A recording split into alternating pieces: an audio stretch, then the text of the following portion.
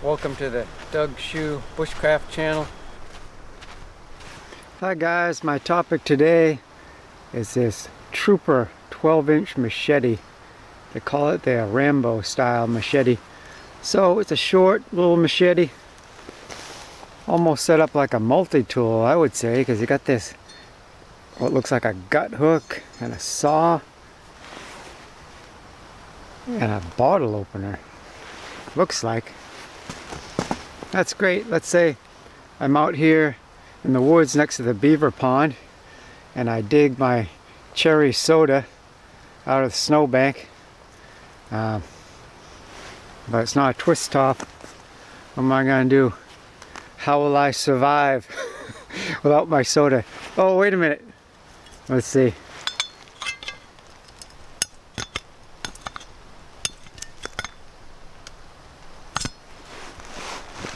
Everything's easy till you try it on camera. Ah, there we go. Perfect.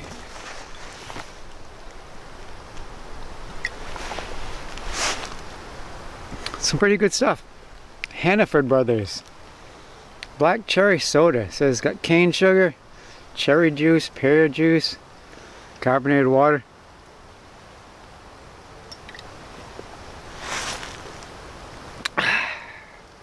I think I'm going to make it, guys. Alright, let's check out some more uses for my machete.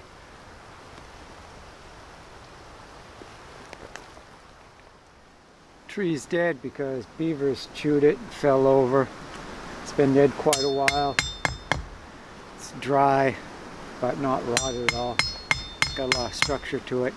So I got little limbs to chop off, and then I'll clear the snow, figure out how long I want my pole to be, and try to chop it in two with my machete, make a shelter pole.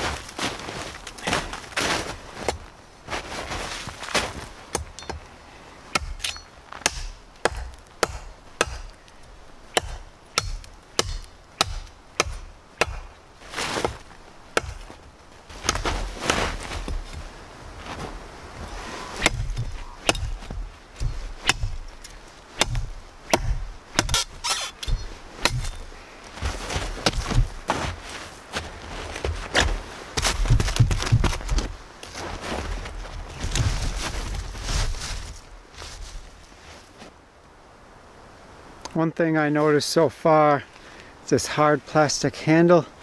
It's transmitting shock to my hand. So I'm on a quest for the perfect survival machete, and this one's still in the running. But if I was going to use it a lot, I want to modify the handle slightly, put a Ranger band or try something to make it a little softer, because it's transmitting too much shock in my opinion. Of course my joints are old, but still, I like the shape of the handle. There's no rough spots. Doesn't look expensive or upscale, but has some texture to it. Even so, with my knit gloves, those fingerless knit gloves, like an acrylic yarn glove, was slippery. This handle seemed to be slippery. It does have that to help keep your hand on the handle there, so that's good, but still a little too slippery, so I'll try leather gloves.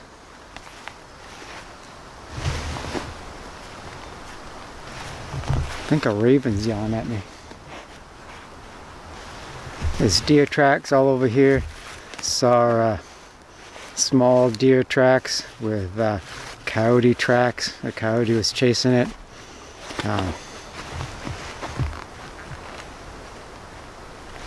So that was either a person or a raven or a crow or something.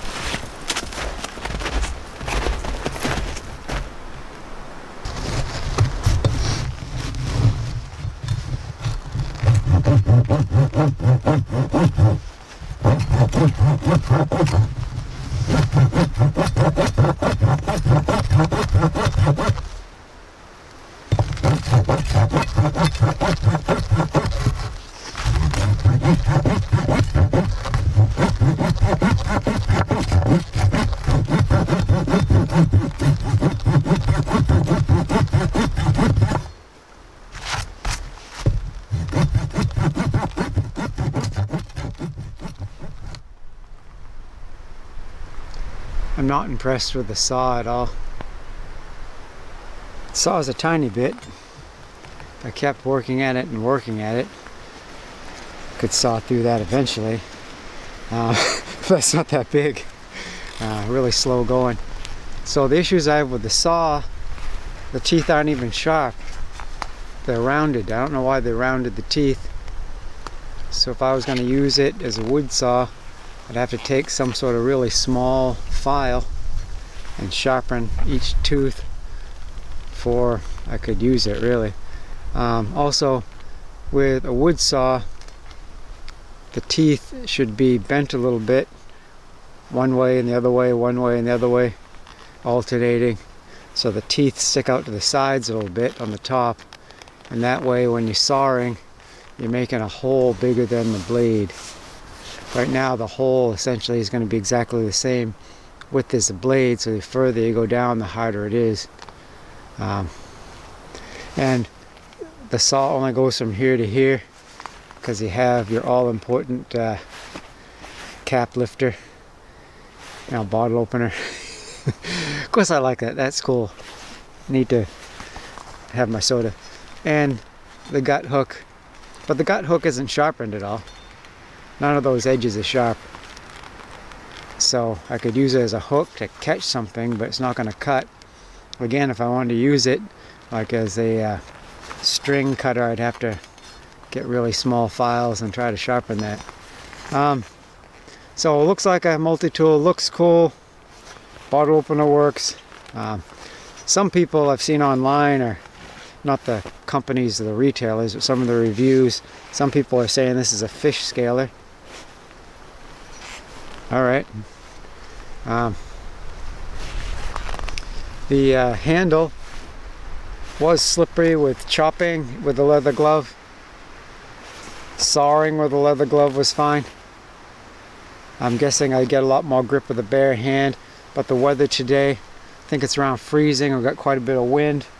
I'm sheltered by some trees here, but still it's quite a bit of wind. So I need some sort of glove. When I'm active working, I can get away with work gloves, and that's fine. But barehanded, my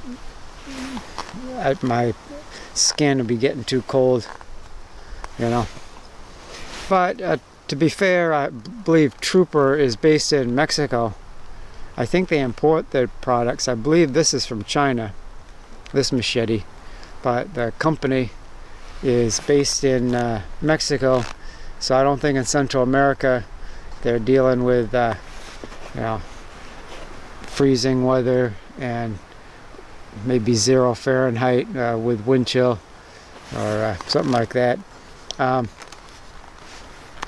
But up here the handle's a little bit slippery. So again, still in the running, but if I was going to use it, if this was going to be my perfect survival machete, I got to figure out a little bit of handle modification. One thing also that I'll mention is that I sharpened this. It came with a grind on it, but basically no final edge in my opinion. So I sharpened this with a file, and then I used a Harbor Freight diamond sharpener, diamond block sharpener, to put on my final edge. Those things are in past videos. I'll put together a machete playlist for you guys, because I can't go into everything in every single video, but my last video I sharpened an Ontario machete with a file.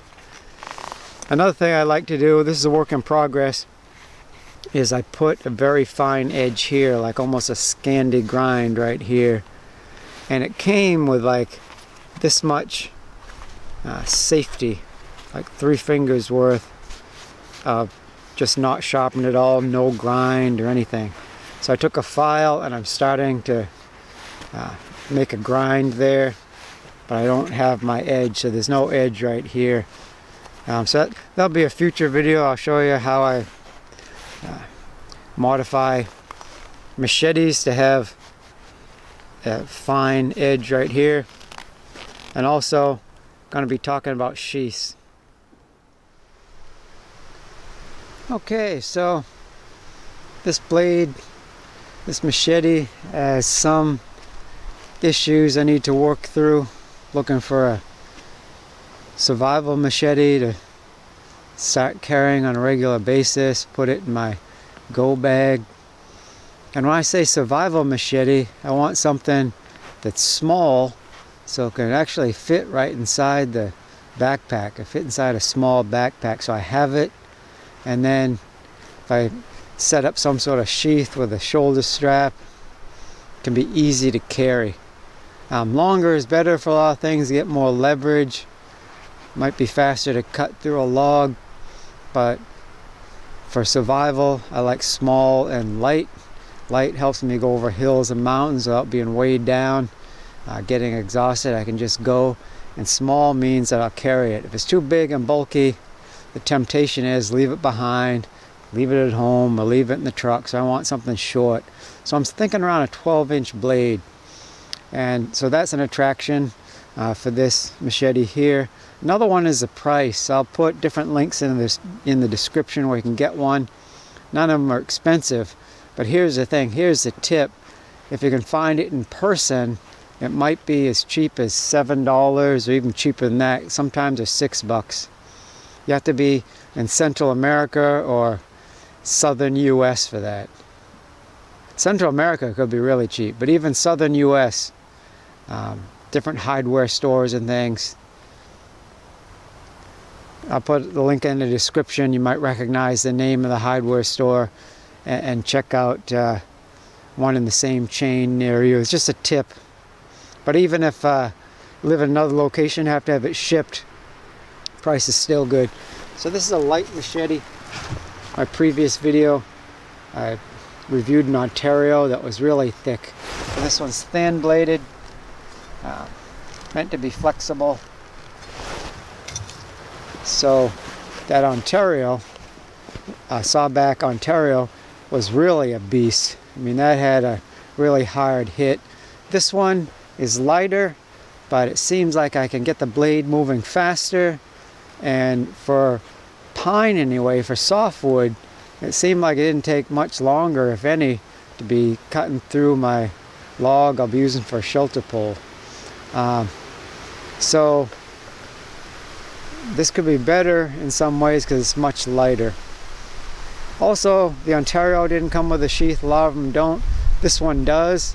For an excellent price, you also get the sheath.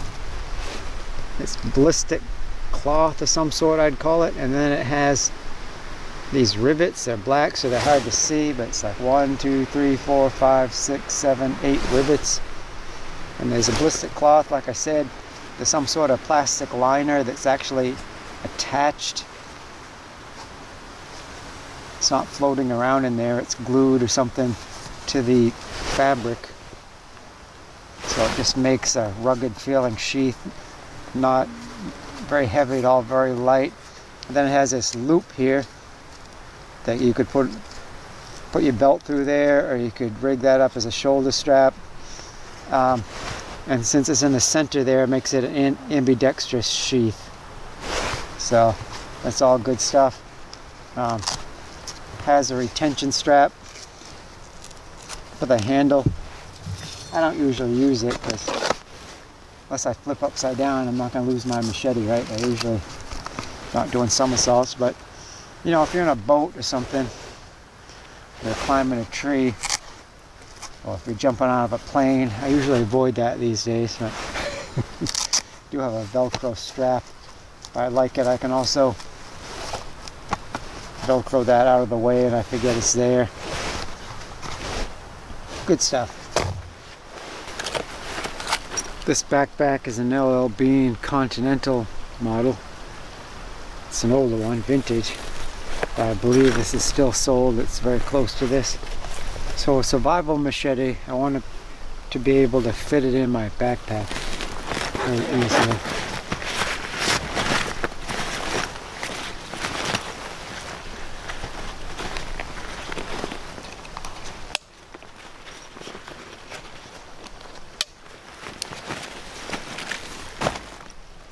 So there we go. Very handy. It's easy to carry, so I will carry it. It'll be there when I need it. Just one more thing before I sign off. My perfect survival machete is going to need a sheath, and the Truper 12-inch machete, Rambo Style machete, comes with an excellent sheath, particularly considering the low cost, low price point. But I'm thinking of a nice survival sheath that has multiple pockets for a survival kit, and I was thinking about making one from scratch. I still may, but then I picked up this because it's a lot of work. Could be a lot of work stitching in all these pouches and stuff. So I found one ready-made.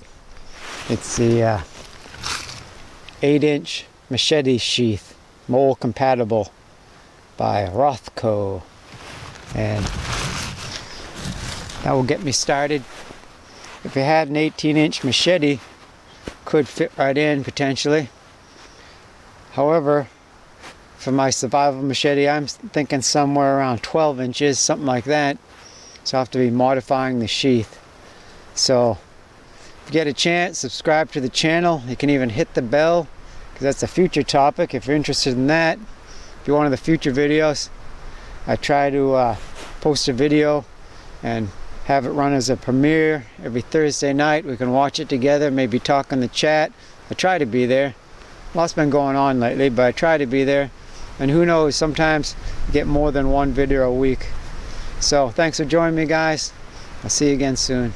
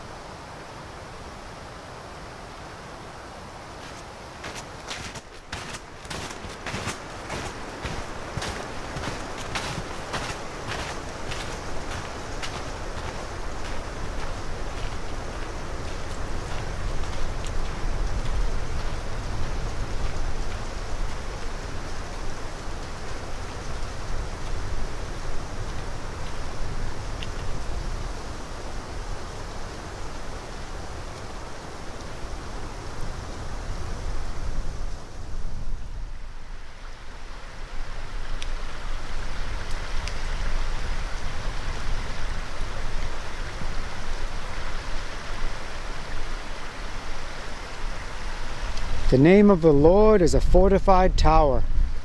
The righteous run to it and are safe. Proverbs 18:10.